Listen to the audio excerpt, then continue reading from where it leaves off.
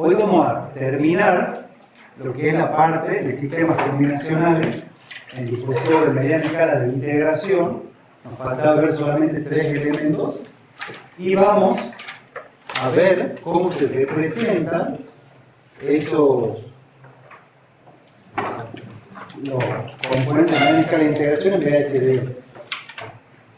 Vamos a tratar de terminar hoy el tema que no creo porque es largo y ya el evaluativo nos quitó media hora de clase, pero bueno, avancemos un poquito.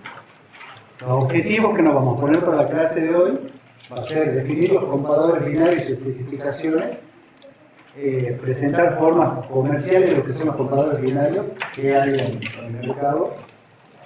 Vamos a definir lo que son los detectores y generadores de paridad. Ya vimos el tema ese cuando vimos código de detección de error, pero ahora lo vamos a presentar como dispositivos de mediana escala de integración. Y vamos a presentar una forma comercial de esos generadores. Vamos a definir lo que son las unidades aritméticas lógicas. Vamos a ver formas comerciales y al final de la clase de hoy vamos a especificar los dispositivos de mediana escala de integración en el lenguaje de descripción de hardware, el VHDL. ¿Estamos de acuerdo? Vamos a presentar dos conceptos acá de cómo se define. Vamos a ver lo que son los diseños jerárquicos. ¿Cómo se llama el diseño jerárquico? Nosotros que hicimos en el laboratorio, en el primer laboratorio, planteamos un problema y lo plasmamos en el mismo programa. Ahora vamos a ver cómo hacer paquetes de programa y presentarlo así. Y vamos a reconocer los distintos tipos de librerías que vienen. Y la clase del viernes vamos a terminar con MSI. Por eso le dieron 2 a la parte de esta hora y vamos a ver bien lo que son los componentes en VHDL. Y el día lunes vamos a tener el segundo laboratorio, que es todo sobre MSI. ¿Estamos? El miércoles vamos a ver el último tema que va para el parcial de la semana que viene. Y el posterior viernes, el viernes 19, es el parcial. O sea, el miércoles de la semana que viene vemos todo lo que viene del parcial. Y de ahí ya tienen para terminar los TP y demás. Obviamente las clases que quedan en el medio van a ser del tema del segundo parcial o práctico. Bien. Nosotros, bueno, ya sabemos que los circuitos integrales de mediana escala de integración son los que abarcan de 10 a 100 compuertas por chip. Ya vimos lo que son los decodificadores, codificadores, multiplexores. En una clase, en otra clase vimos de multiplexores y sumadores, que es la clase anterior a esta.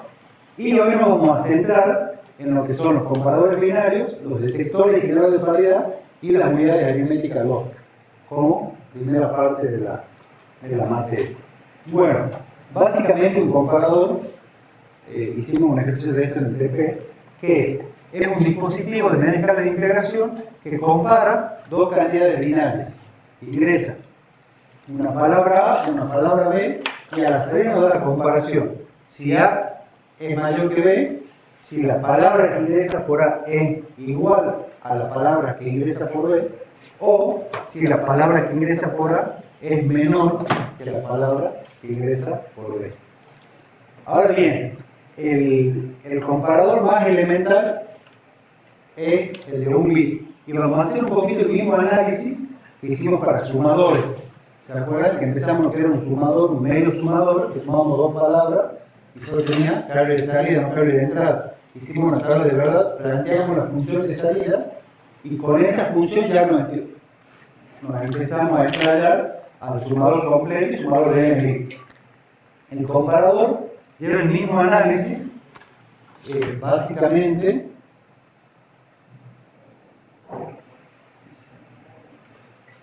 ¿Qué es lo que hace? Si tenemos dos bits de entrada, el bit A y el bit B, ¿y cuántas salidas tenemos? 3, ¿no es cierto? Que A sea mayor que B, que A sea igual a B, o que A sea menor que B. Y ahora lo que hacemos siempre, ponemos todas las combinaciones posibles de entrada. Decimos, en el primer caso, A igual a B. Entonces, no es mayor, si es igual, no es menor. En el segundo caso, A es mayor que B, porque A vale 1 y B vale 0.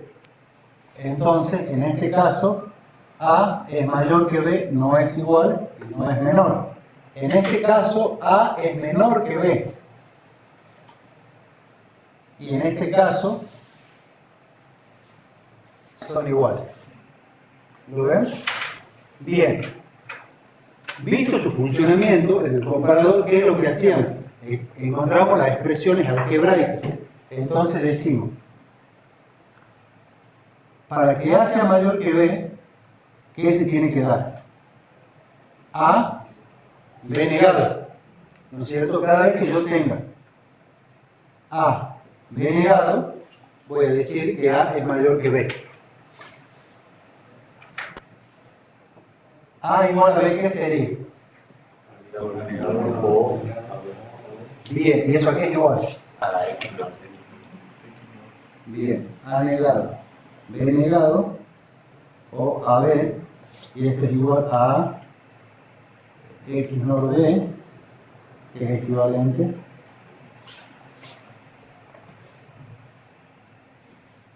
a ver.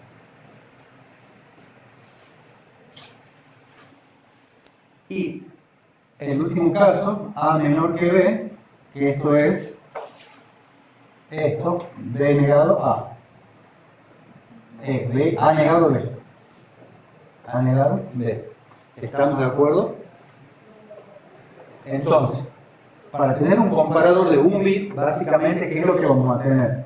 Vamos a tener A, vamos a tener B,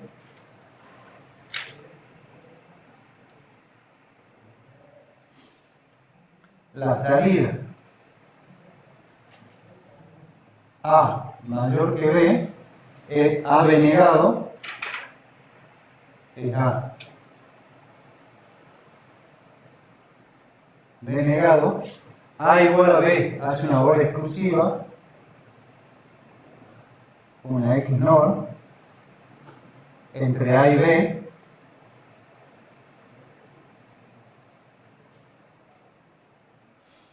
y A menor que B es A negado B.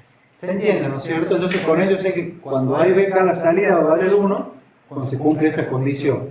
Si vemos la tabla de verdad, ¿qué podemos decir también de cuando A es igual a B? Yo puedo decir que si hago una OR entre A menor que B y A mayor que B, ¿qué voy a tener? 0, 1, 1, 0. ¿Se entiende? Si yo hago A mayor que B o A menor que B, acá vamos a tener 0 o 0, 0, 1 o 0, 1, 0 o 1, 1, 0 o 0, 0. ¿Ven? Ahora, ¿qué particularidad tiene esto con esto? El negador, ¿no es cierto? Entonces, si nosotros negamos más A menor que B y lo hacemos todo negado, ahí la salida va a ser la misma, ¿no es cierto? Entonces, este circuito lo podemos representar de esta manera o se lo puede representar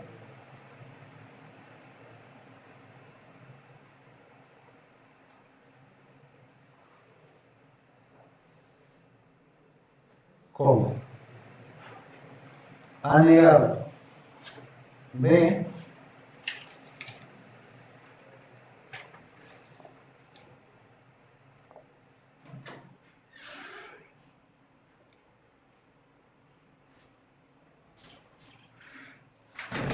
negado A menor que B, A mayor que B, y acá A igual a B. ¿Lo ven? O sea, Los dos circuitos estos van a representar la misma función. Los dos van a ser comparadores binarios de palabras de un bit. ¿Se entiende, no es cierto? ¿Por qué hago la aclaración esta? Porque internamente van a ver que los comparadores tienen este diseño. Entonces así, pues saquemos, listo, que era una X NOR, y vamos a ver que de repente, internamente, les va a aparecer eso. Ahora bien,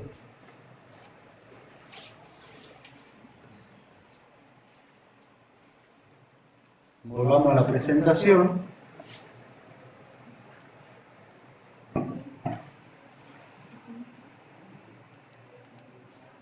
La tableta que armamos acá, A menor que B, A igual a B y A mayor que B, la función y el circuito. Y lo que decíamos, todo esto es un comparador binario de un bit. Ahora bien, ¿cómo sería un comparador binario de 4 bits? Esto quiero que lo razonemos un poquito juntos.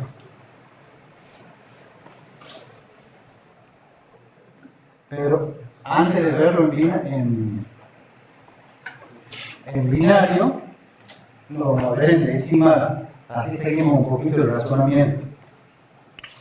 Yo tengo el número 457 por un lado y lo quiero comparar con el 457, o el 458 con el 462, el 520 con el 615. Estamos comparando estos números. ¿Qué es lo que hacemos para saber si un número es mayor que otro, o un número es menor que otro, o un número es igual? Agarramos y empezamos a comparar desde el bit más significativo o del menos significativo. ¿Qué opinan ustedes que sería lo más significativo? ¿No? Yo tengo el más significativo. Digo, el bit más significativo. Tengo un 4 y tengo un 4. Digo, son iguales los más significativos. Y paso a comparar que sigue.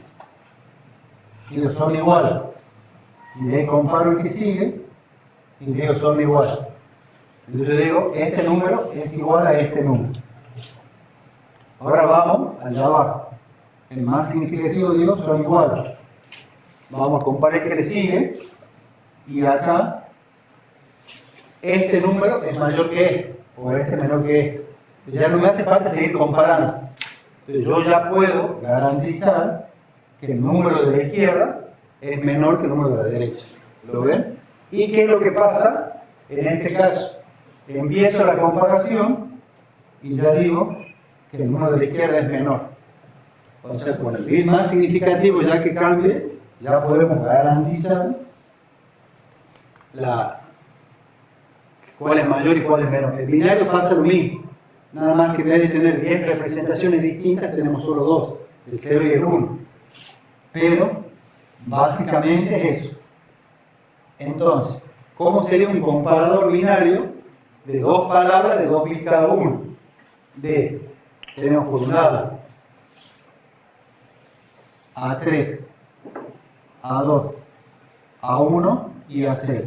Y por el otro lado, B3, B2, B1 y B0. ¿Estamos de acuerdo? ¿Cuándo vamos a decir que la palabra A es igual a la palabra B?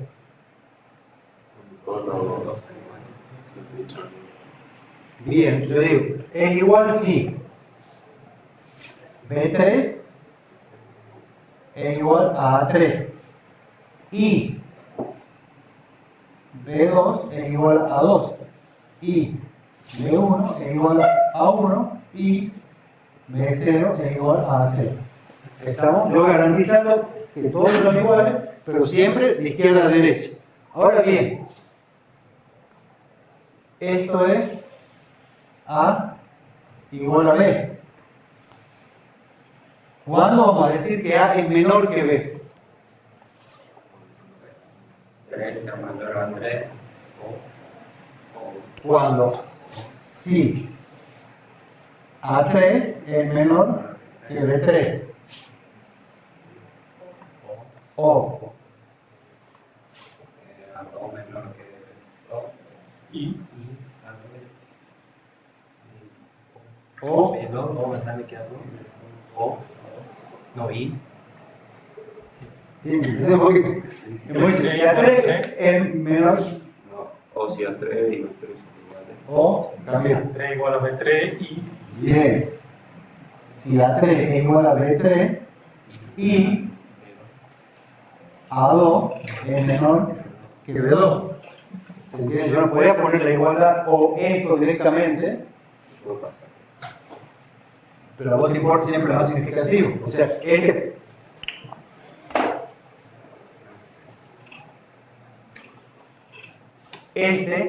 es mayor que este, pero este es mejor que este, entonces tengo menor que este. Yo tengo que garantizar la igualdad del anterior. Entonces, A es menor que B, bueno, y ya las condiciones que siguen ya son lógicas, ¿no? O que A3 sea igual a B3 y A2 sea igual a B2 y A1 sea menor que B1. ¿Lo ven? O que A3 sea igual a B3 y A2 sea igual a B2 y A1 sea igual a B1 y A0 sea menor que B0. ¿Se entiende cómo comparamos? Y bueno, cuando A va a ser mayor que B. Si A3 es mayor que B3, y ahí sí toda la análisis se entiende, ¿no es cierto? No es necesario decirlo. Bueno, lo dejemos escrito así. Si A3 es mayor que B3, ya puedo decir que A es mayor que B. O A3 igual a B3 y A2 es mayor que B2. O A3 es igual a B3 y A2 es igual a B2 y A1 es mayor que B1. O A3 es igual a B3 y A2 es igual a B2 y A1 es igual a B1 y A0 es mayor que B0. Ahí puedo decir que la palabra A es la mayor de la palabra B. Ahora bien, haciendo este análisis, lo único que tenemos que hacer es juntar el circuito que nosotros ya vimos anteriormente, que era comparar solamente un bit, el bit A0 con el B0. ¿No es cierto? ¿Qué es lo que hacía? Agarraba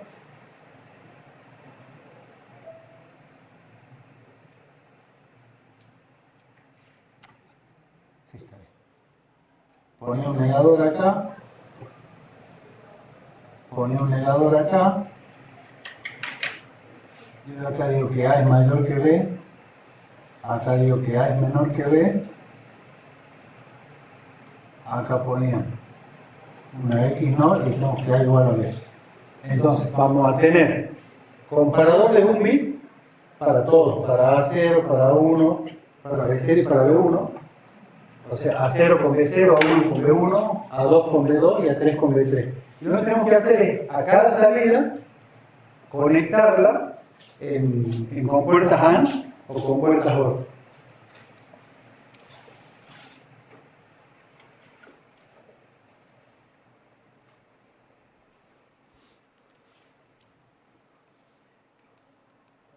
¿Ven? Cuando A igual a B, cuando los cuatro son iguales.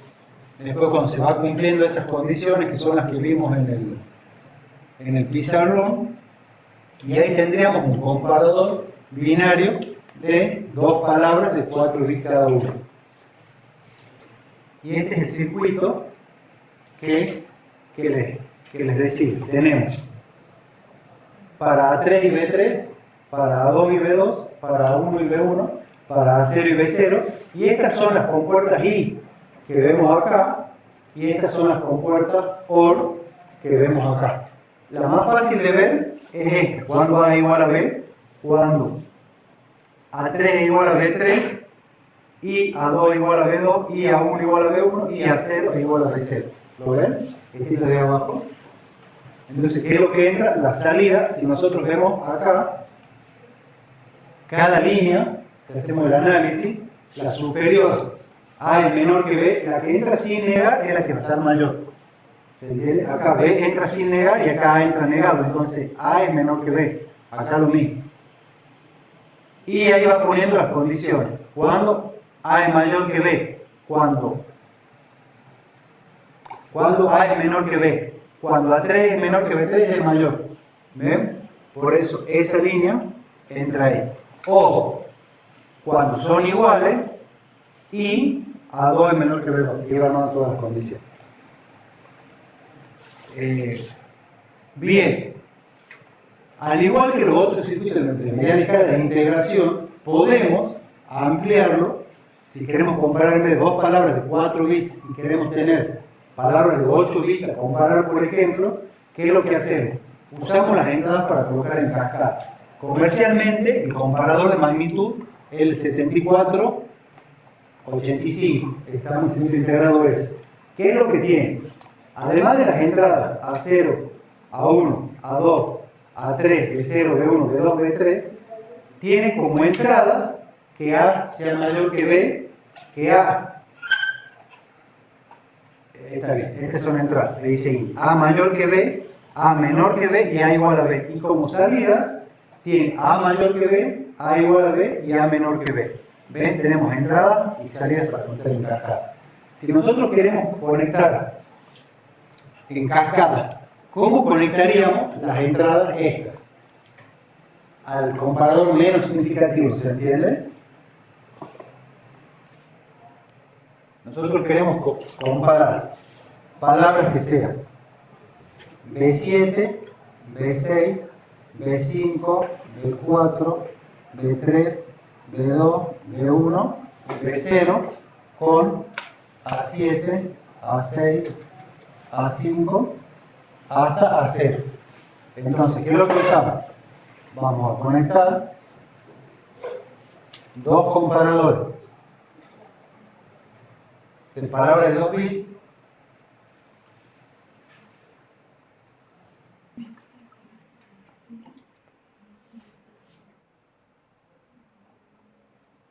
este va a ser A mayor que B, A igual a B, A menor que B de salidas, ¿no?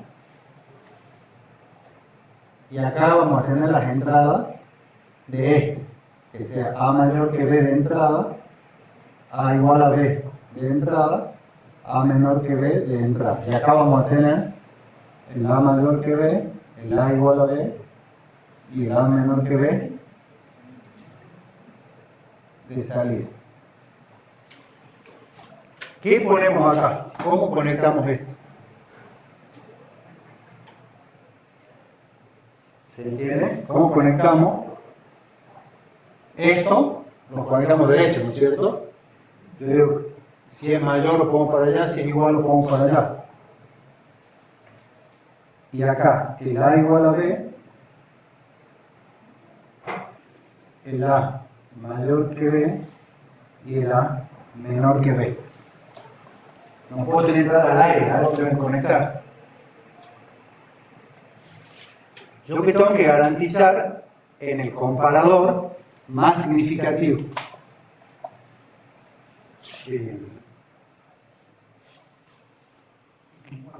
Que sean iguales, ¿se entiende?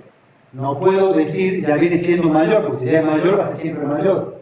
Y si ya es menor va a ser siempre menor. Entonces yo a estas dos las vamos a mandar a masa y a esta BC para decir son iguales, porque para allá no hay nada. ¿Se entiende? Si yo le impongo otra condición ya va a quedar impuesto, yo digo, esto ya viene siendo igual.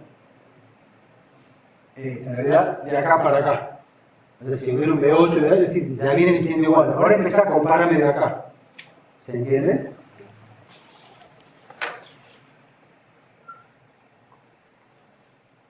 Entonces,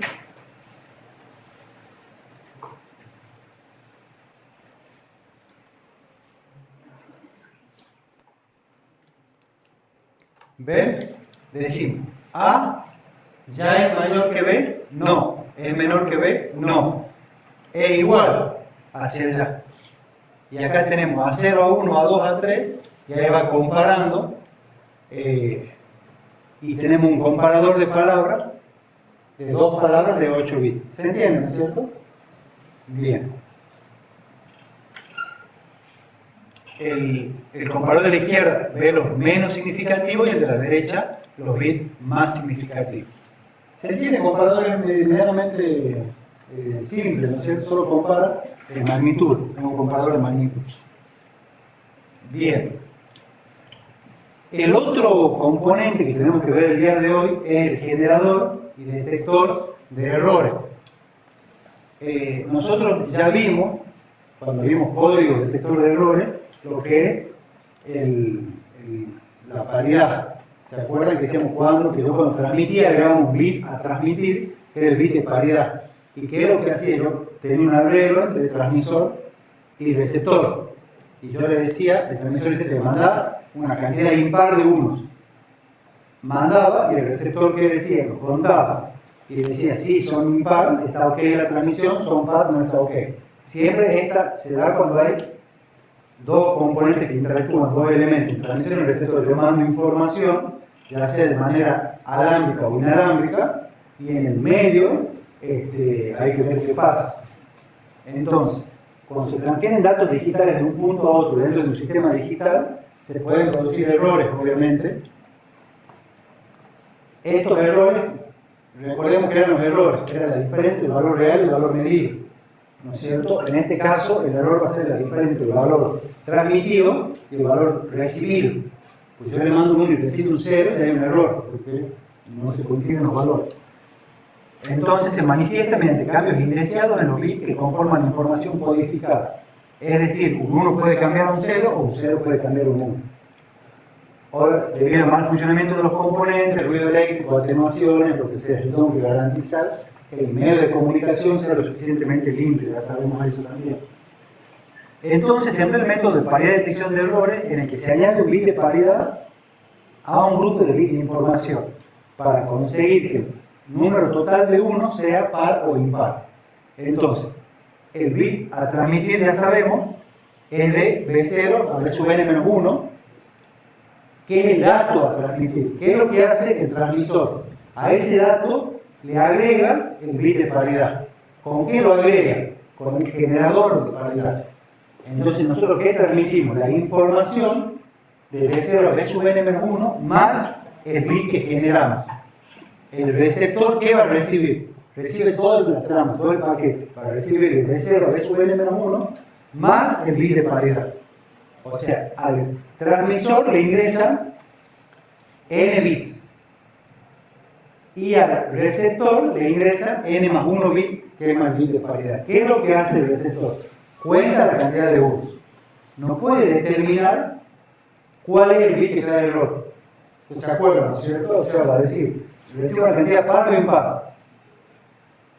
Si hay un error, no puede decir, acá está el error. No le puede decir, está mal, mandar de vuelta o dejarla pasar. Está mandando mucha información en ese momento. No va a cambiar mucho en la cantidad de información recibida. Depende del tipo de comunicación. ¿Se acuerdan que tenemos duple, full duple, hard duple, todo eso? Bueno, acá depende de cómo es la transmisión. ¿Y el receptor qué es lo que va a hacer? Cuando detecte la paridad, va a decir, está ok o no está ok el mensaje recibido. Si está ok, lo deja pasar, y si no está ok, avisa o no, según el caso. Bien. ¿Qué va a hacer el generador de paridad? ¿Qué se le ocurre a usted? ¿Qué componente? XOR y XNOR. XOR, compuerta OR exclusivo. Entonces, un generador de paridad, ¿qué es lo que hace? Ingresa la cantidad de bits a ingresar, del 0 hasta el n-1. En este caso son 4 bits los que ingresan. Y acá hay un bit que dice paridad. Ese bit va a determinar la paridad de la palabra a transmitir. ¿Estamos? Porque nosotros, ¿qué es lo que vamos a decir? Estos son los datos que van a ir del transmisor al receptor. Y paridad. dependiendo del valor que tenga la paridad, si yo le coloco un 0 o le coloco un 1, es si la paridad va a ser par o va a ser impar. ¿Estamos? Entonces, si paridad es igual a 1, se genera un bit de paridad impar. ¿Se entiende? Si yo pongo un 1, el bit que genero ahí es de paridad impar. Y si paridad es 0, se genera un bit de paridad par. ¿Estamos de acuerdo? Entonces,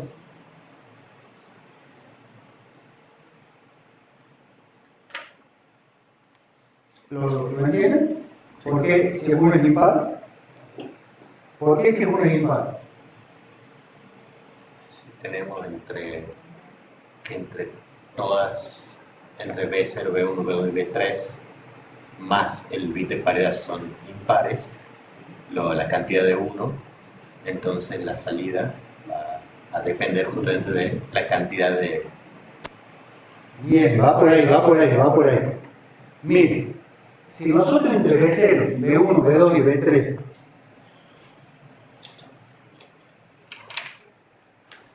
vamos a tener B0, B1, B2 y B3. Supongamos que tenemos 1, 1, 0, 1. Una cantidad impar de 1.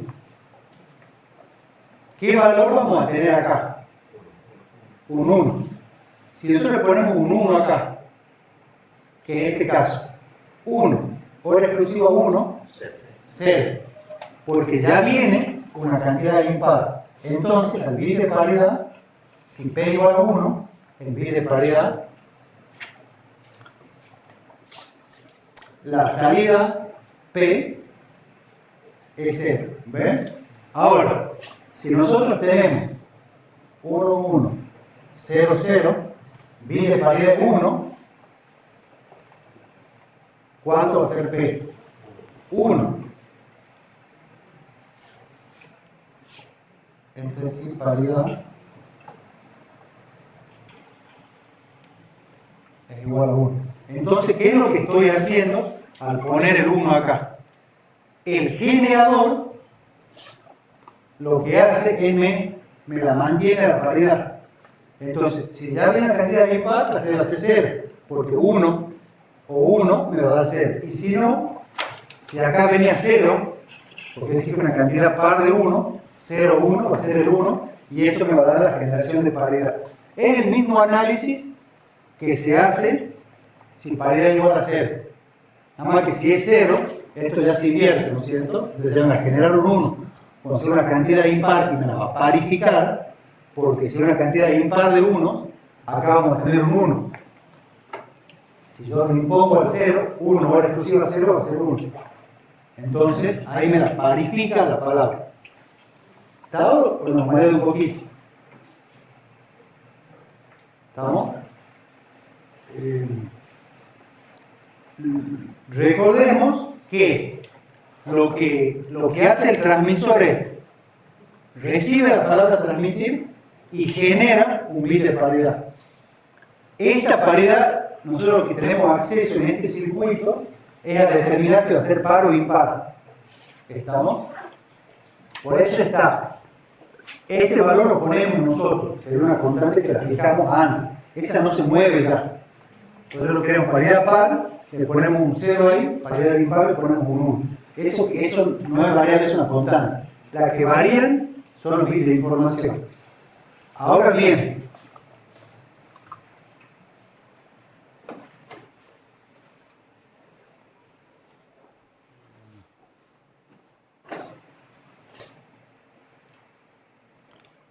¿qué va a hacer el detector?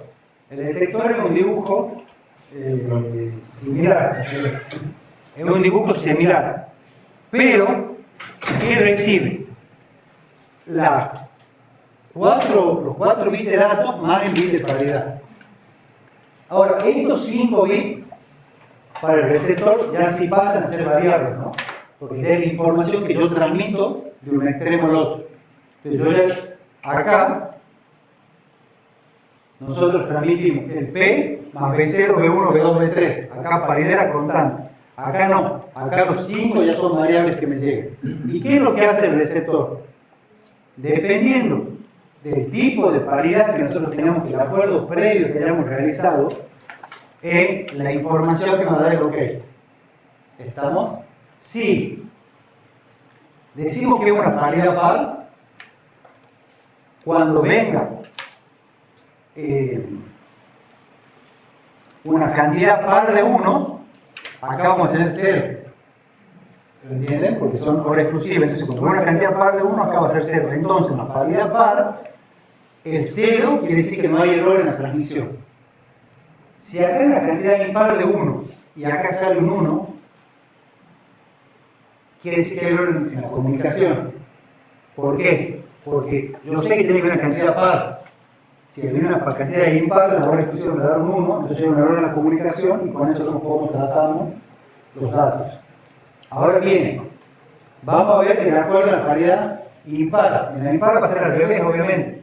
Si es una paridad impar y una cantidad impar de 1, acá voy a tener un 1 y ese 1 va a decir está bien, es paridad impar. Si acá tengo una cantidad par de 1, acá va a haber un 0, va a haber un error en la comunicación porque el acuerdo entre transmisor y receptor era de paridad impar. Está con el tema, ¿no es cierto? Más o menos. Bien, ¿qué es lo que hay que garantizar en este caso? Recuerden que a lo sumo cambie un bit, porque si cambia 2 bits, ya se va a mantener la paridad, va a llegar el error en va a llegar mal en la comunicación, se va a transmitir algo, va a llegar otra cosa, y el detector de paridad va a tomar como que está bien, porque ha cambiado un 0 por 1, un 1 por un 0, entonces ha mantenido los cambios. Bien, comercialmente, el generador detector de paridad de 9 bits es el 74280. Obviamente, como vimos anteriormente, el generador y el detector son circuitos iguales, por eso uno lo usa como generador o como detector, pero ya saben que la información que manejan es distinta. En el generador, al bit P, ustedes lo ponen como 0, como 1, ustedes tienen que imponer para ver si hace paridad par o paridad impar. En el receptor, no, en el detector ya entra como un dato recibido. La tabla de funcionamiento es lógica, que es lo que dice. Si de las entradas A a las entradas I el nivel es alto, en ningún caso, en 0 casos, en 2 casos, en 4 casos, en 6 casos, en 8 casos. Entonces, si yo tengo entre estas 9 combinaciones, esta cantidad de veces alto, la suma en par va a estar en alto y en impar va a estar en bajo. ¿Ven? La paridad va a ser 1 cuando hay una cantidad par de 1, por eso que en par está alto. Y cuando hay un 1 en la palabra, 3 1, 5 1, 7 1, 9 1, en la salida de imparidad va a estar alto y la paridad baja. Es lógico, este es un número par y los otros son números impares. ¿Eh? Entonces, según cuál es par y cuál es impar, es cuál va a tener la salida en alto. Bien. Y el último componente de medida de escala de integración son las ALU. Son las unidades aritméticas lógicas. Esta se usa mucho en las primeras computadoras porque ya hacían procesamiento y lo hacían con puertas integradas. Ha permitido un gran avance. Ahora obviamente las ALU son muy avanzadas, ya tienen 4 núcleos, las ALU que manejan son brutales, pero bueno, estas son de las primeras que venían, pero sí sirve todavía como ejemplo para entender lo que es una unidad aritmética lógica. El 74181. ¿Qué es lo que hace este componente? Básicamente hace operaciones del tipo aritmética o del tipo lógica, ¿no es cierto? Aritméticas son sumas aritméticas. La suma y la resta aritméticamente, y lógicas son operaciones booleanas. Ahí está, ¿ves? Capaz de realizar operaciones aritméticas y lógicas entre dos palabras de n bits. Las 74181 son 2 palabras de 4 bits cada una para hacer las operaciones entre ellas. tiene entradas de control. Según las entradas de control, son la cantidad de operaciones que pueden hacer. En el caso de la 181, tiene 4 bits para la palabra de control, es decir, con 4 bits, ¿cuántas operaciones distintas podemos tener? ¿O cuántas condiciones distintas? 16. Entonces, con estos 4 bits podemos hacer que haya 16 operaciones distintas. M, ¿qué es lo que va a determinar si van a ser operaciones aritméticas o operaciones lógicas? ¿Estamos? Entonces, vamos a tener 16 operaciones aritméticas o 16 operaciones lógicas según el valor de esto. ¿Se entiende? Entre estas dos. Cn es para conectar en cascada, es un carry de entrada. Cn más 4 es un carry de salida. Y acá tenemos de F0 a F3 el resultado de las operaciones aritméticas o lógicas realizadas acá.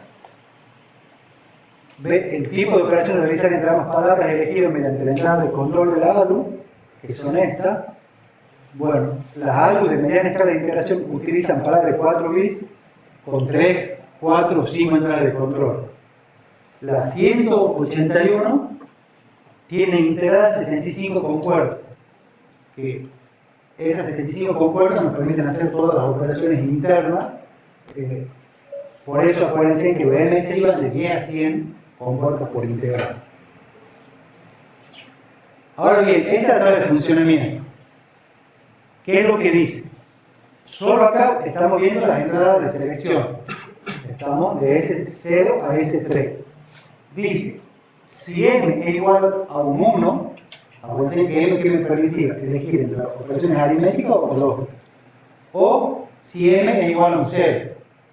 ¿Lo ven? ¿Y qué me dice? Si el carry de entrada, en este caso, es un 0. Esta columna son las operaciones lógicas. Estas son las operaciones aritméticas con carry de entrada igual a 0. Para allá tenemos cuando M es igual a un alto y el carry de entrada es un alto. ¿Ven? Acá tenemos M alto y M bajo. Con carry de entrada en bajo y acá con carry de entrada en alto. Y acá están las operaciones lógicas y las operaciones aritméticas. Entonces, si nosotros tenemos como 0, 0, 0, 0 y en M ponemos un alto y el carry de entrada es un bajo, lo que hace es negar la palabra A. ¿Se entiende? O sea, a A3, A2, A1 y A0 lo niega. Si viene como 0, 0, 1, 1, va a pasar a valer 1, 1, 0, 0.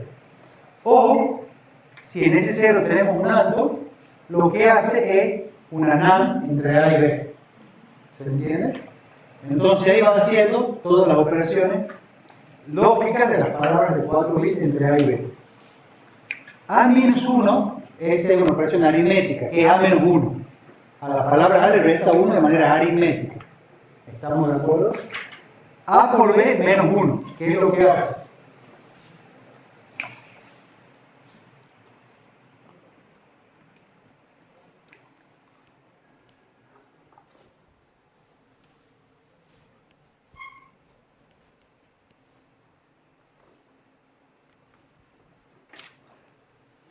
Hace AB menos 1. Estamos el menos, el menos. Y el plus A o B negado es el más aritmético.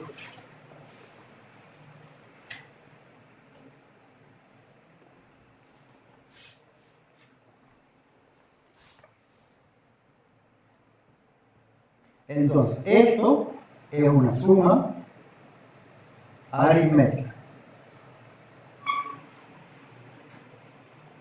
Y esto es una suma lógica. ¿Se entiende? Esa es la diferencia. Pero básicamente, ¿qué hace la ALU? Operaciones aritméticas lógicas según los valores que tomen las variables de selección es la operación que va a hacer. Acá, como ya el carry está en alto, ya no lo resta a las operaciones, y van a ver que algunas operaciones aritméticas cambian también según el valor del carry. Pero bueno, eso ustedes lo ven en la base de datos del fabricante, qué es lo que usan y qué no. Ya vamos a ver si en el TP, en el laboratorio, armamos algo, ¿no? Ya lo vamos a pensar bien en el laboratorio de este año. Pero creo que básicamente es un poco claro lo que hacen algo. ¿Alguien tiene alguna duda? ¿No? Operación de alimento ecológico, una selección es qué tipo. Esto está prefijado, esto no puedo cambiar. ¿Cuál ha sido el problema de las algo en realidad? Bueno, ya sabemos que es un gran avance en las computadoras, pero con gran escala de integración lo han pisado mucho los microprocesadores. Porque ya nosotros programábamos las operaciones que queríamos tener en los componentes, ya lo usábamos directamente. Acá son operaciones ya preestablecidas. No te decía yo quiero hacer tal operación, tal otra. Entonces venía, las programaban en un micro, en PIC, en lo que sea, y ya tenía las operaciones que quería. Bien.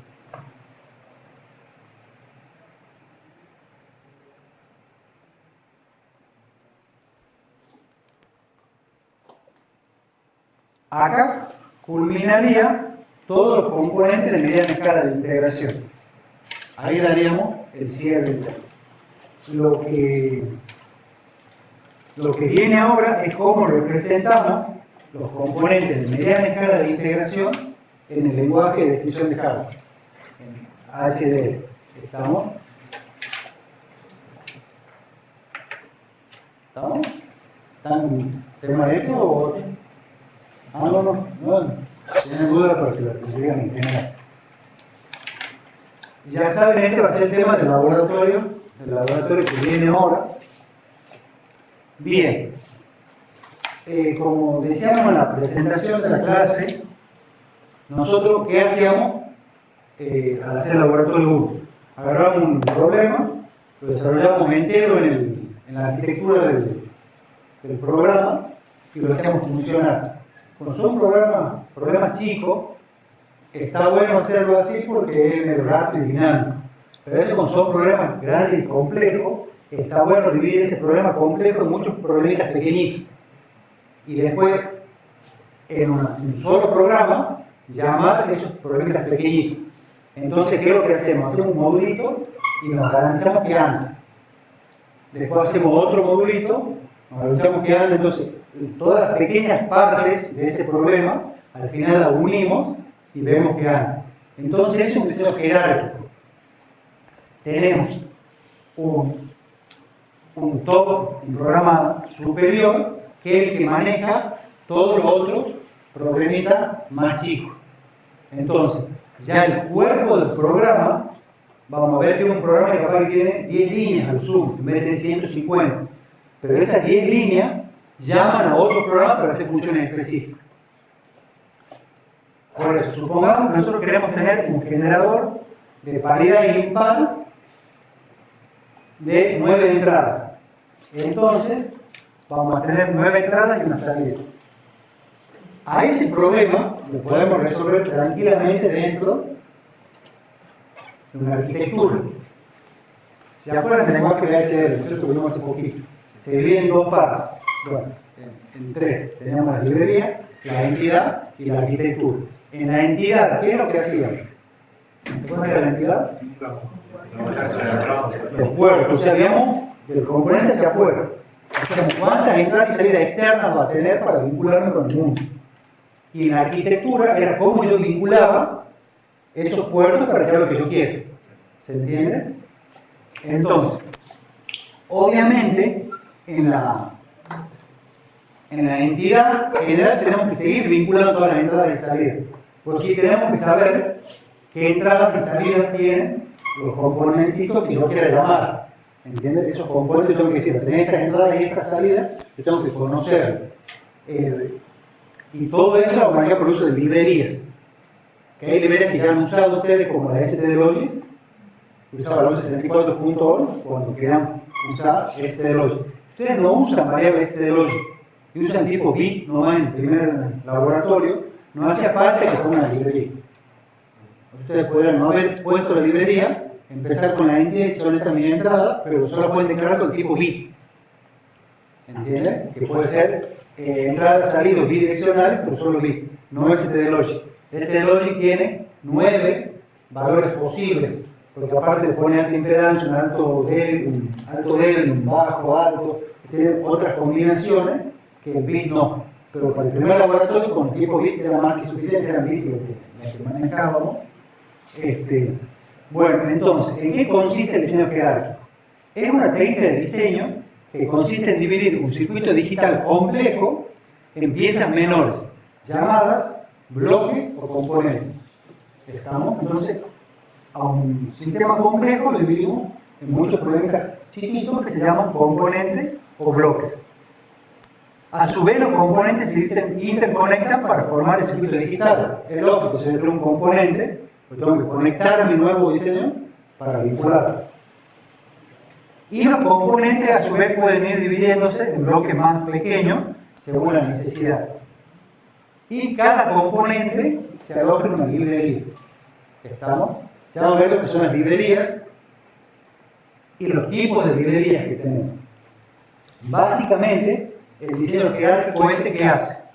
Dice, quiero armar un generador de paridad impar en 9 bits. Dice, bueno, yo a este generador de paridad par lo puedo implementar con 4 generadores de paridad de 3 entradas. Puedo decir, hago X0 con X1 con X2, es un bloquecito, el mismo bloquecito, pero ya uso con X3, X4, X5, el mismo bloquecito, bueno, y la salida se la conecta ahí. Para hacer cada bloquecito de esos, usamos la compuerta doble exclusiva. ¿Lo ven? Conectamos doble exclusiva en cascada, A0, A1, A2, y ahí yo digo, este es un generador de paridad impar de 3 entradas. Y a este generador de paridad impar, a esta hora exclusiva, con compuertas NAND, la podemos generar de esa manera.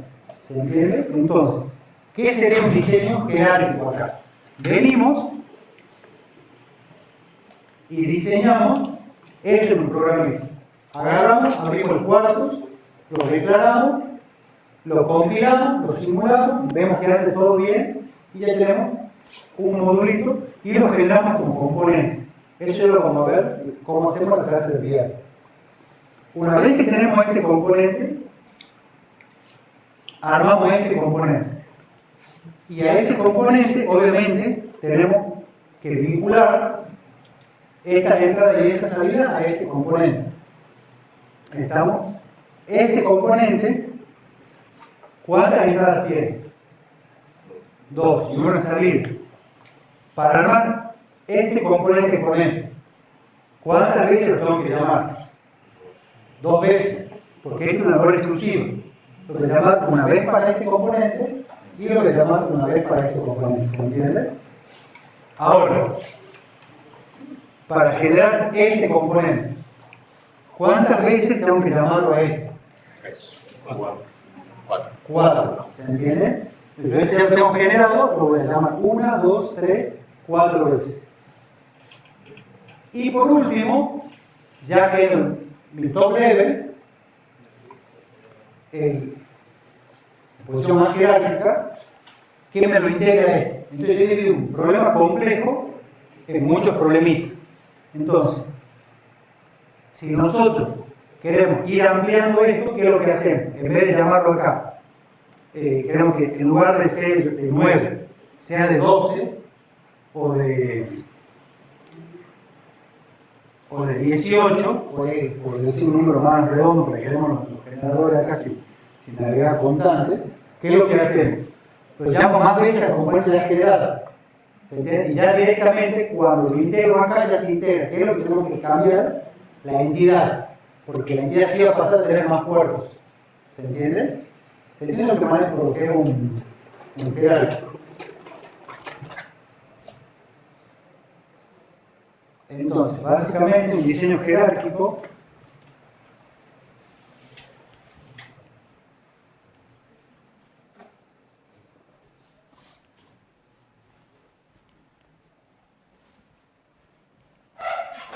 Un diseño jerárquico lo que hace es, tiene un jefe, que en este caso es el generador impar.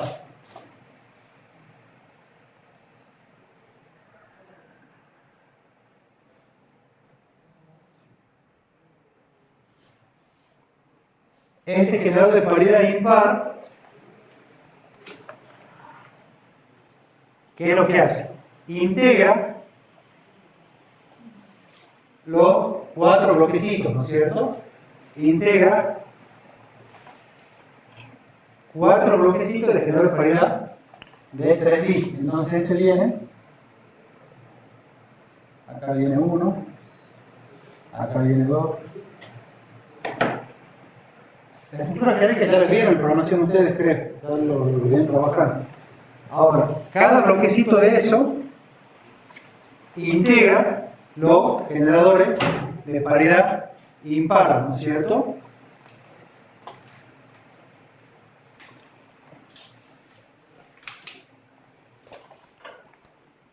Que estos son los 4 y cada uno de estos generadores implica 2 bloquecitos de acá.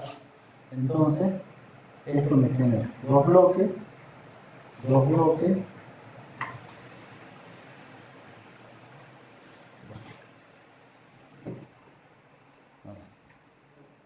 Lo mantengamos ahí.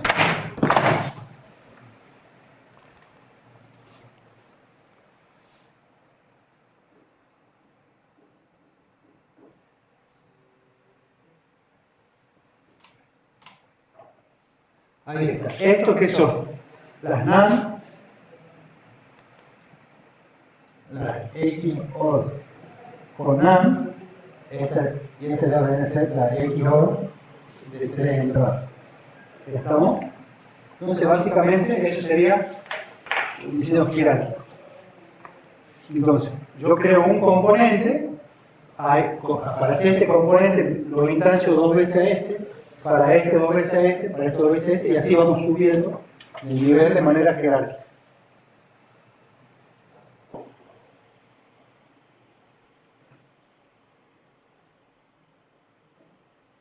¿Hay dudas? Creo que tienen dudas. Bien. ¿Qué tipo de librerías tenemos para todo esto de la generación de los componentes? Tenemos 3 tipos de librerías a grandes rasgos. Vamos a tener las librerías que son de código abierto, que son las librerías libres. Nosotros tenemos una versión Quarkus educativa que nos permite hacer uso de todas estas librerías sin necesidad de poner plata. Estamos en un código abierto, entonces nosotros vamos, hacemos uso y ya está. Se requiere de código abierto por eso, porque no hay que comprarlo. Dentro del código abierto se divide en 3 funciones, lo que son, en 3 familias en realidad, 3 familias. Lo que son las primitivas, lo que son las macrofunciones y lo que son las megafunciones.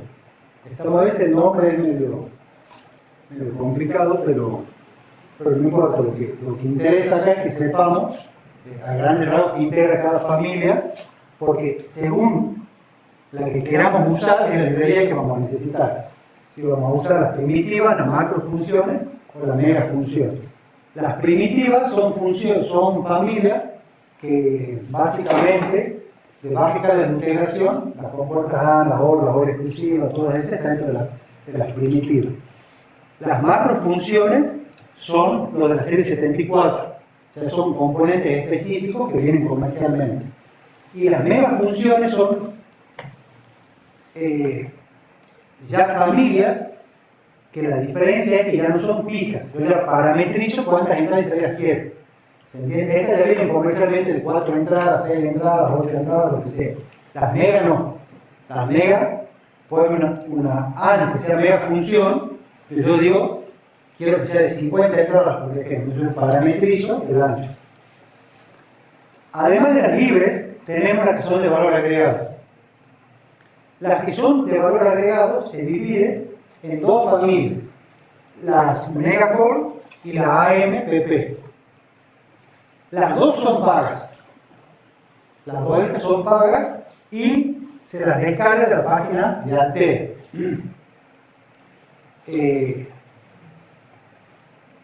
Bueno, aquí está la página de Intel. Xilinx, todas las familias tienen librerías pagas y no pagas. ¿Qué es lo que hace? Ha habido un desarrollador de ellos que ha creado una función, un dispositivo, un sistema, y lo pone para uso general. Entonces dicen, a ver, con esta librería vos podés hacer manejo de redes en tu programa. Entonces tenés que instanciar. No tenés que poner los puertos ni nada, solamente tenés que hacer uso, te dicen cómo hacer uso, pero no está dentro de esto. Si vos la querés, pagás. Las megacore, ¿qué diferencia tienen? Son bloques funcionales que se pueden probar antes de comprar. Entonces nosotros vamos, las descargamos, nos da un periodo de prueba, como todos los software, ¿no es cierto? Tiene un periodo de prueba de 15 días o de 5 usos. Entonces la usan, la prueban, les gusta y la pongan. Pasa el periodo de prueba, se bloquea, no pueden seguir usando la librería esa. O la AMPP, que es un programa que tiene Altera, bueno, en este caso es de Altera, porque es la familia que tenemos nosotros, que ya sí o sí hay que comprarlo para usarlo. O sea, no te da periodo de prueba. Entonces, este es el programa, vale tanto, lo querés, lo compro, no me gusta, fecha, ya está, ¿entendés? O sea, la diferencia, por lo general son externos a la empresa que le venden, entonces dice, si lo querés usar, comprar. Bueno, como todo, hoy por hoy no hace falta explicar tanto esto, con la telefonía celular y demás, ustedes entran al App Store o cualquiera, descargan su programa pago, programa gratuito, vienen con publicidad o no, es exactamente lo mismo. Y después tenemos las librerías definidas por el usuario, que ya la crean ustedes mismos. Entonces ustedes van a hacer un programa, van a armar algo así, y van a decir, bueno, esto va a ser mi librería, van a ser mis componentes, mis entradas, mis salidas. Pero vamos a ver un poquito más adelante en el laboratorio, en el caso que definamos alguna librería nuestra, si es que no usamos una de las de código abierto. ¿Se entiende la diferencia, no es cierto? Básicamente, las librerías, ¿qué es lo que hacen? Nos vinculan mi programa con los nuevos componentes. ¿Se entiende? Entonces me dicen, estas son así, son los puertos. Si ustedes no les ponen y los llaman al componente, te va a dar un error de compilación. Es decir, no está definida tal entrada, está definida tal salida. Creo que tienen que tener cuidado con que las entradas y las salidas sean del mismo tipo. Si la del componente es un std-logic vector de 3 elementos, la declarada por mí tiene que ser en mi entidad también std-logic vector de 3 elementos, ¿no? Si no, un error de compatibilidad de software. Y en los componentes, ya vamos a ver, muchos nos dicen cuáles entradas sí o sí tenés que usar y cuáles no. Hemos puesto un ejemplo al final para que se entienda un poquito eso. Bien, las librerías primitivas son los bloques funcionales básicos que tenemos, lo que son entrada, salida y bidireccional. Se puede poner input o in, output o in, out, cuando son bidireccionales. Recuerden que nosotros, las entradas son variables externas que vienen. Todo esto se acuerda iba en la entidad. Nosotros una entrada solo la podemos leer, porque es información que viene. ¿Se entiende? La salida solo la podemos imponer un valor. Nosotros decimos, con esta entrada vamos a esta salida. Nosotros ponemos la salida, ¿se acuerda? Y bidireccional, ¿qué son? Son buffer, que es lo que permite leerlo y escribirlo. Será como una realimentación si queremos tener. Si no, ¿qué es lo que hacíamos? Hacíamos uso de señales intermedias, ¿se acuerdan? Si yo quería manipular un valor de entrada, o una salida la quería tomar como entrada, debe ser intermedia. ¿Se acuerdan de eso? Eso es la primera parte. Bueno, ustedes saben más que yo, pero no sé si son de computación total. Después tenemos, aparte de los puertos, tenemos las funciones lógicas primitivas. Todo esto son las primitivas, ¿no es cierto? Las AND, las OR, las NOT. Tenemos BCC, GND, la OR exclusiva, la XNOR, la NAND y la NOR. B, AND, BOR VNAND y VNOR son entradas, son compuertas AND con entradas negadas. La B quiere decir que las entradas de esa compuerta vienen negadas, ¿se entiende? O sea, una VAND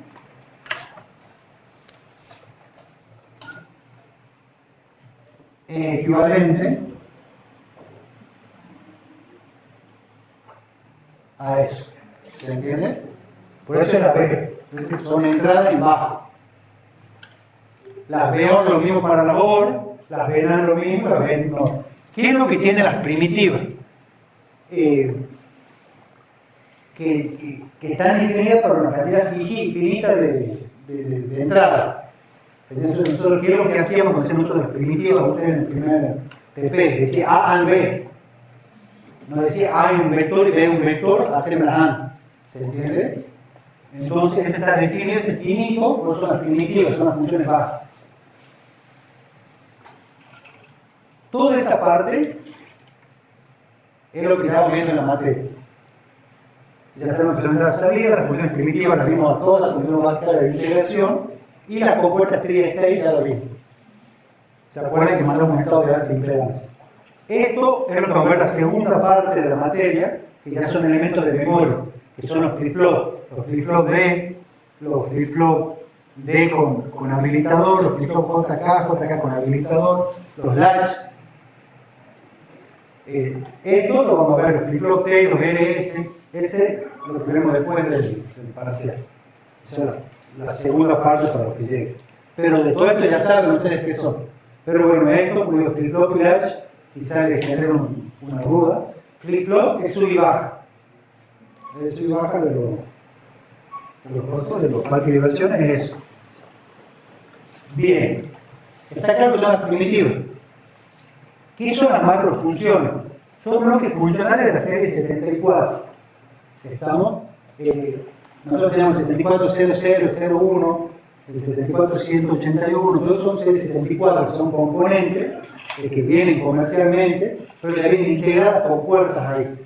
Entonces nosotros queremos hacer uso de algún bloque funcional de la serie 74, ya vamos a usar macrofunciones. Estos son sumadores, ¿ves? Las unidades aritméticas lógicas, comparadores, decodificadores, la SSI, las funciones de unidad en escala de integración, los generadores, detectores de variedad, los multiplexores.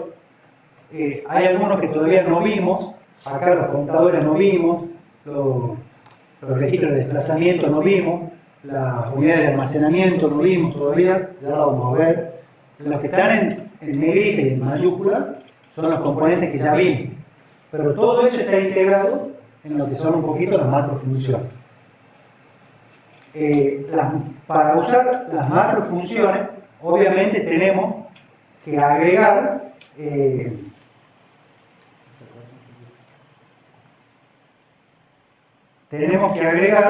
las librerías. Si ustedes entran al programa de instalación del Quarkus y van a donde C altera, el Quarkus, y de ahí llegan a Library, bueno, ustedes cero Quarkus, porque hay varias versiones, no sé cómo tienen instalado distintas versiones del Quarkus, van a ver que en altera le aparece cada versión, Quarkus, librería, y ahí pueden ver las que son las macrofunciones, están definidas todas. Son archivos VHDL que ustedes entran y van a ver todas las macrofunciones definidas, cuáles son sus puertos, sus entradas, sus salidas, porque ustedes ya saben que necesitan toda esa información para vincularla a su programa, ¿no? Porque tienen que saber esa macrofunción, cuáles son sus entradas, cuáles son sus salidas, qué tipo de salidas tienen. Entonces, toda esa información está ahí, en la carpeta de redes instaladas. No es necesario declarar el componente, que es lo que hacen en la librería, declara librería altera, y usa altera, más2.org. ¿Qué es lo que hacen acá?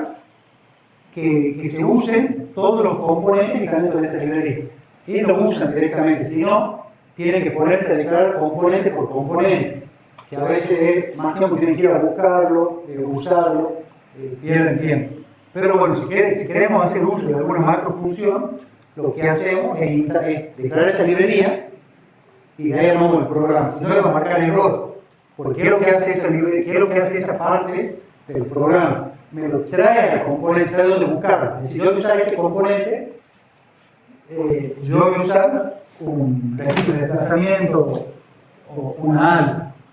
Entonces, yo voy a declarar el puerto en la entidad y voy a vincular una arquitectura, pero tengo que decir al programa dónde lo va a buscar. Entonces, por eso lo traen. Estos son, acuérdense, de las de código abierto. Por eso ya la tienen el programa incorporado. Si no, la tienen que traer ustedes, la que generen ustedes, o la que compren. Y le tienen que mandar el directorio de dónde está para buscar. Bien. Este es el último tema que vamos a ver el día de hoy, que son las megafunciones. Las megafunciones, ya saben, la diferencia con las anteriores es que ya son las LPM. La mayoría de son LPM, bueno, otras no tienen LPM. ¿Qué significa LPM? Librería de módulos parametrizados. Entonces, yo ahí, ¿qué es lo que hacía? Yo le decía cuántas entradas y cuántas salidas voy a requerir. O sea, ya no vengo del C64, que es una cantidad fija y nítida. Si yo quería un comparador de palabras de 8 bits, tengo que llamar 2 veces al de 4 e instanciar. Llena mega funciones directamente, ¿qué es lo que hago? Le pongo la cantidad de palabras que quiera, quiero 5, 10, 100, 200, la AND viene infinita. Uno pone AND2, quiero una AND de 2 entradas, AND3, AND4, AND8, AND12, y creo que hasta 12 no me deja poner el programa. Si bien comercialmente vienen hasta 8 entradas, esto deja poner de 6 y de 12 también. La mega función no, directamente la mega función que hace. Yo llamo el LPMA, lo uso al componente y le declaro cuántos parámetros quiero. En mega funciones, ya vamos a ver ahí el cuarto, tiene algo que se llama el LPM Wizard, que es como que ya directamente vengo paso a paso y te lo genera el componente de instancia. Nosotros vamos a usar el LPM Wizard acá, lo vamos a instanciar directamente con lenguaje de programación. Esto lo usamos mucho en otras materias electivas que damos, que eran solo programación de solo lenguaje. A los fines nuestros no nos damos tiempo para entrar en ese nivel de profundidad del lenguaje, pero sí lo vamos a usar a los componentes para que sepan cómo instanciar y demás. Entonces, ¿qué es lo que hacen? En megafunciones son bloques funcionales complejos de alto nivel que implementan funciones parametrizadas. Y ya hacemos todas las compuertas, todos los componentes aritméticos, divide los números, bueno, es un contador, cuenta hacia arriba y cuenta hacia abajo, porque es un contador, ya vamos a ver bien el dispositivo ese en la segunda parte de la materia. Tenemos comparadores, tenemos sumadores, restadores, la sub, tenemos multiplicadores, y tenemos, aparte de que son componentes aritméticos, tenemos componentes de almacenamiento. Todo esto almacena información. Tenemos lo que son los flip-flops, tenemos, bueno, los latch, que son como los flip-flops, nada más que el latch cambia instantáneamente. Estos son sincrónicos. Tenemos registro de desplazamiento, tenemos que ver qué son eso. Tenemos RAM, tenemos ROM, tenemos, bueno, flip-flop. Entonces eso lo vamos a ver en detalle en la segunda parte, porque ahora lo que vemos ya saben es combinacional, que es cambio de la entrada y luego la salida. No tenemos el vínculo memoria todavía. Bien, entonces, LPM es librería de módulos parametrizables, como les decía, y todos los componentes de las megafunciones se encuentran vamos al library de vuelta, en Altera, 13, 4, library, VHDL, y ahí abren el LPM pack.vhdl, y ahí van a estar todos los componentes declarados de las megafunciones, todo lo que viene, cuáles son sus entradas, cuáles son sus parámetros, cuáles son sus puertos, cómo funciona. La ayuda del cuarto es muy buena. Usted entra en la ayuda y pregunta por un componente que le da ejemplos, le dice este componente necesita sí o sí estas entradas, esta salida, y este es un ejemplo de uso, por ejemplo. Les recomiendo que la usen a las librerías, a la ayuda del cuarto, está bueno. Bien. Una de las megafunciones que viene es la ADSUB, que puede sumar o restar. Si ustedes ven, tiene un carry de entrada, tiene la salida y tiene el overflow, o tiene otra salida que es el carry de salida también. Y tiene una entrada que es para decir si va a sumar o a restar los valores de n. Y si ven que entra. Y si ven, ¿qué es lo que dice? El dato A usa el parámetro width, el ancho. Entonces, ¿qué es lo que hacen ustedes cuando declaran la entidad? Tienen para declarar los genéricos y los puertos. Entonces, ¿qué es lo que hacíamos antes? Declarábamos un puerto, un vector. Poníamos de 0 a 4 elementos. De 0 a 6, de 0 a 8. Entonces, nosotros en el puerto cambiábamos valores. Cuando declaramos un genérico, ¿qué particularidad tiene? Que yo, antes del port, generic map, ¿qué es lo que? Generic map, con generic component, generic solo, y ponen n2.8, n2.4. Y si en algún momento quieren variar ese valor, solamente cambian el valor de genérico. No empiezan a ver el cuerpo del programa donde tiene que cambiar cada vector. Entonces yo pongo en el generic n2. igual 4. Y cuando yo declaro el dato A, declaro un vector que vaya de n a 0. n2.0, o 0 tu n. ¿Se entiende? Y lo mismo hago para el dato B y lo mismo hago para el resultado. Yo directamente le pongo un parámetro que lo genera en genérico y después para cambiar eso lo cambia en genérico. ¿Se entiende lo que quiero explicar, ¿no es cierto? Si no tenía que ir a vector por vector, de qué vector estaba vinculada a esa operación y cambiar. Imagínense, si nosotros tenemos que entrar ahora a ver el programa que han hecho hace 2 semanas ustedes, van a tener que tomarse un tiempito para recordar qué era cada cosa, ¿no es cierto?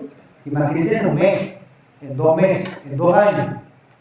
Tienen que ver qué es lo que se hace. Se trata de parametrizar lo más que se pueda con un comentario, con el guión que es cada cosa, y de manera cuando entran, no tienen que ver todo el programa. Imagínense que ese programa está instanciando componentes. O sea que el programa tiene 10 líneas nomás. Entonces tiene un montón de cosas instanciadas. Esa es la ventaja de la parametrización. En megafunciones no es necesario declarar el componente, solo hay que agregar la librería. O sea, no declaramos componente por componente. ¿Se entiende? Yo quiero usar el ASU, no lo declaro ese componente, ¿qué es lo que hago? Uso la library LPM, que es la librería de módulos parametrizables, y ya llamo LPM component.a, créeme todos los componentes que vos tengas, yo uso el que quieras. ¿Se entiende? ¿Qué es lo que hacíamos con SDLogic? Entonces poníamos library SDLogic, abajo SDLogic.64.al, ya podemos usar la SDLogic como parámetro dentro de la función. Entonces, ¿qué es lo que hacemos? Llamamos a todos los componentes dentro de esa librería. Pero sí o sí hay que declararla, ¿no? Ustedes usan una mega función dentro después, que ustedes la usan abajo el LPM al sur y no han puesto la librería, marca un error que no encuentra tal entrada, tal serie, trillonadas de errores, y es porque se han olvidado de la librería. Bien, esto está en la página de Intel, es una de las mega funciones que es la que venimos presentando a modo de ejemplo, que es la LPM al sur.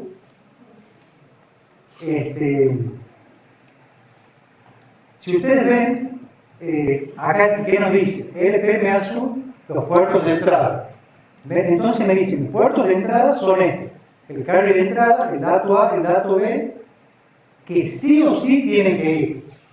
Entonces ustedes estos puertos, sí o sí, los tienen que declarar en la entidad. No van a marcar error. Y esto, no necesariamente. Puedo tener carry de entrada y no. Puedo comparar solo la palabra A y la palabra B, no tengo ningún carry de entrada, no tengo ninguna parte. Que sume y reste, y no necesariamente es opcional. ¿Ven que dice que es opcional ahí? El clock. Va a tener clock, no va a tener clock, va a ser sincrónico o no. El habilitador del clock, el clear asincrónico. Entonces, estas no son necesarias, estas sí, pero el fabricante no las pone a disposición.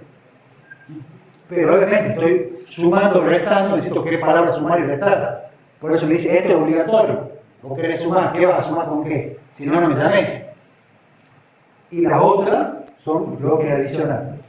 Y los puertos de salida, ahí nosotros vemos el resultado, obviamente, de nuevo, el logo es el resultado, sino para que estoy haciendo la operación, el cable de salida y el overflow.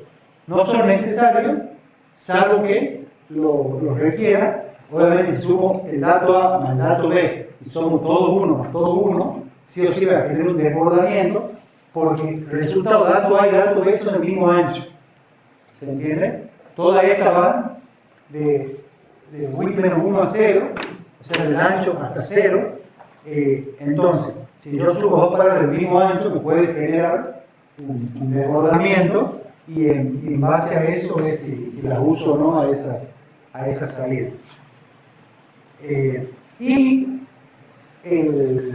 Los parámetros, acá ¿ves? Nos dice LPM width del tipo entero.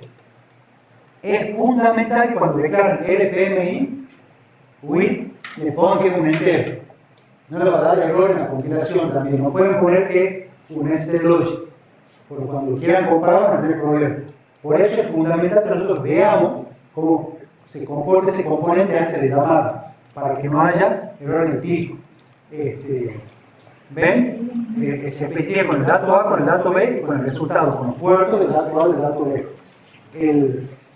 La dirección es un string, no es necesario usarla, bueno, tiene un montón más, por eso ya el puesto continuo no tiene sentido avanzar con el tema ese.